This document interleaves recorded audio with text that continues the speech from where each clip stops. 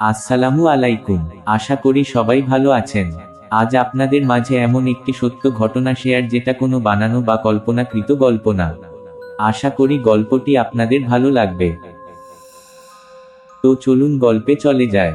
ঘটনাটি 2019 সালের। আমি তখন ইন্টারমিডিয়েট ফার্স্ট ইয়ার শেষ করে সেকেন্ড ইয়ারে উঠেছি মাত্র। এইচএসসি পরীক্ষার জন্য আর বেশি সময় নেই ভেবে তোরা মিলে ঠিক করলাম প্রপার কোচিং নিতে হবে। ভালো একটা কোচিং সেন্টারে আমরা সবাই মিলে ভর্তি হলাম। কোচিং শুরু হয়ে গেল। অন্যান্য কলেজের নতুন বন্ধুরা অযুক্ত হলো। এভাবেই চলতে চলতে কোচিং এর একটা মেয়েকে আমার ভালো লাগে। কার সাথে আমার বন্ধুত্ব হয়। যখন তাকে পছন্দ করি জানাতে চাই, সে তখন সরাসরি না করে দেয়। পরবর্তীতে আমি জানতে পারলাম সে অন্য কাউকে পছন্দ করে। এটা আসলে আমার মাথা খারাপ হয়ে যাওয়ার উপক্রম। আমি ভেবে পাচ্ছিলাম না কি করব। এভাবে চলতে থাকে সময়। হঠাৎ একদিন বন্ধুর সাথে মেলায় ঘুরতে গিয়ে খোলা বইয়ের দোকানে একটি বই আমার চোখে পড়ে। আমি তীব্র আগ্রহ নিয়ে বইটি উল্টে পাল্টে দেখতে লাগলাম।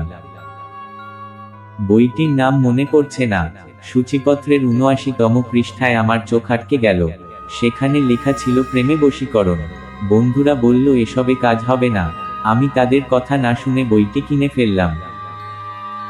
বন্ধুরা ঠাট্টা মশকরা করলেও আমার গায়ে লাগছিল না, কারণ আমি যা চাই তা আমাকে পেতে হবে। সেজন্য আমি যে কোন কিছু করতে রাজি ছিলাম। রীতিমতো বইটি নিয়ে বাসায় ফিরে আসলাম। তারপর দরজাটি বন্ধ করে বইটি খুললাম আর সরাসরি ৭৯তম পৃষ্ঠায় গেলাম। সেখানে স্পষ্টভাবে লেখা ছিল সমস্ত বর্ণনা। সেই পৃষ্ঠায় একটি নকশা ছিল এবং সেখানে নিচে লেখা ছিল এই নকশাটি প্যাঁচার রক্ত দিয়ে একটি স্বচ্ছ কাগজে লিখতে হবে। তারপর সেই নকশাটিকে একটি মাদুলিতে ভরে তাবিজ বানাতে হবে।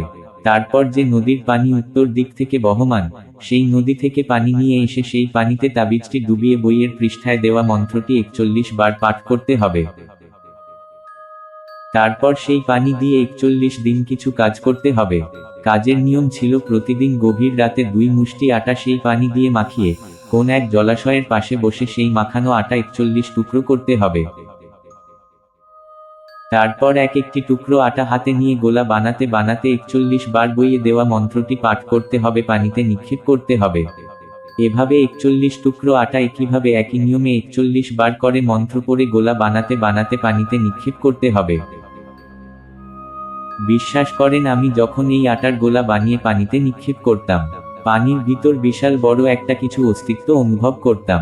মনে হতো এটা কোন বড় মাছের মতো বা অন্য কোন প্রাণীর মতো। অন্ধকারে অনুভব করা যেত একটা বিশাল দেখি বোয়াল মাছ। বইয়ের বর্ণনা অনুযায়ী ৪১ দিন এই কাজগুলো করার পর একটি দিন আমার সামনে দৃশ্যমান হবে।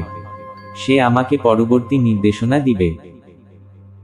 সেই অনুযায়ী আমি সঠিক নিয়মে ৪১ দিন এভাবেই কাজগুলো শেষ করার পর ৪১তম দিনে আমি দেখতে পেলাম পানিতে প্রচণ্ড ঢেউ সৃষ্টি হচ্ছে এবং পানির মধ্যে থেকে একটি শব্দ ভেসে আসলো, আমি ইয়াজ সুরিয়াজ। যে পানির মধ্যে থেকে সে বলল, তুমি যে সাধনাটি দিয়ে আমাকে আহ্বান করেছ সেই সাধনার সফলভাবে সমাপ্ত হয়েছে। আমি এই কথা শুনে আমার শমিত ফিরে পেলাম। হঠাৎ পানির উপরে ভেসে উঠল একটি সুতো জাতীয় কিছু এবং সে পানির মধ্যে থেকে একটি আদেশে বলল এই সুতাটি নিতে। সে পানির মধ্যে থেকে আওয়াজটি বলল, এই কালো সুতো দিয়ে সেই তাবিজটি বেঁধে উঁচু কোন গাছে সবচেয়ে উঁচু ডালে বেঁধে দিতে হবে। যেখানে বাতাসে তাবিজটি নড়াচড়া করবে সেখানে বেঁধে দিতে হবে এমন কোন জায়গায়। তাবিজটি যত বেশি বাতাসের নড়াচড়া করবে তত বেশি বশীকরণ শুরু হবে। সে দুর্বল হয়ে পড়বে। এতে করে খুব তাড়াতাড়ি ফল পাওয়া যাবে। অতঃপর পরের দিনে আমি সেরকম একটি গাছে উঠে সবচেয়ে উঁচু ডালে গিয়ে অনেক কষ্ট করে সেই তাবিজটিকে কালো সুতার সাথে বেঁধে ঝুলিয়ে দিই। এরপর তিনি বাসায় এসে ঘুমিয়ে পড়েন।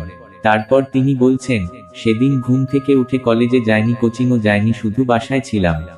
পরদিন যখন কোচিংয়ে গেলাম, আমার এক বন্ধু আমার কাছে এসে বলল কালকে থেকে সে একটা জিনিস নিয়ে ঘুরছে।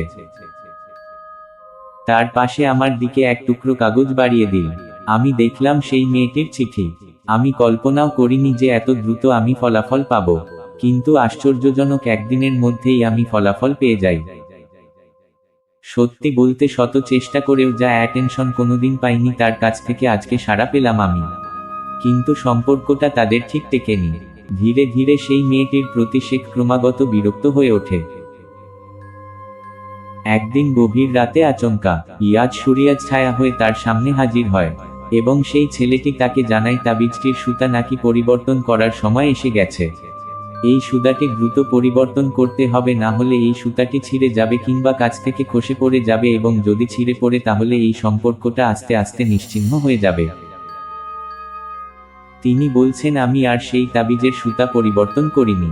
একটা কথা হঠাৎ করে মনে পড়ল, এটা বলতে ভুলে গেছিলাম। আমি সেই ছায়াকে প্রশ্ন করেছিলাম, সারা জীবন একসাথে থাকতে হলে কি এরকম সুতো পরিবর্তন করতে হবে? এই বিষয়ে ছায়াটি জানিয়েছিল, বিয়ের পর সেই তাবিজটি একটি পেয়ারা গাছের নিচে পুঁতে ফেললে এই তাবিজের কার্যকারিতা সারা জীবনের জন্য থেকে যাবে। এরপর তিনি লিখছেন, বিশ্বাস করা বা না করা সম্পূর্ণ আপনাদের ব্যাপার। আর হ্যাঁ বন্ধুরা, আপনারা চাইলে আপনাদের সাথে বা আপনার কোন বন্ধুবান্ধবদের সাথে এরকম যদি কোন ঘটনা বা অন্য টাইপের কোন ঘটনা বা অদ্ভুত রহস্যময় কোন ঘটনা ঘটে থাকে, তাহলে সেগুলোর গল্প আপনারা আমাদেরকে পাঠাতে পারেন। কমেন্টে ফেসবুক পেজের লিংক দেয়া আছে, সেখানে টেক্সট করে আপনারা পাঠাতে পারেন। তো আজকের মতো বিদায় নিচ্ছে, সবার ভালো থাকবেন, সুন্দর থাকবেন, সুস্থ থাকবেন। আল্লাহ হাফেজ।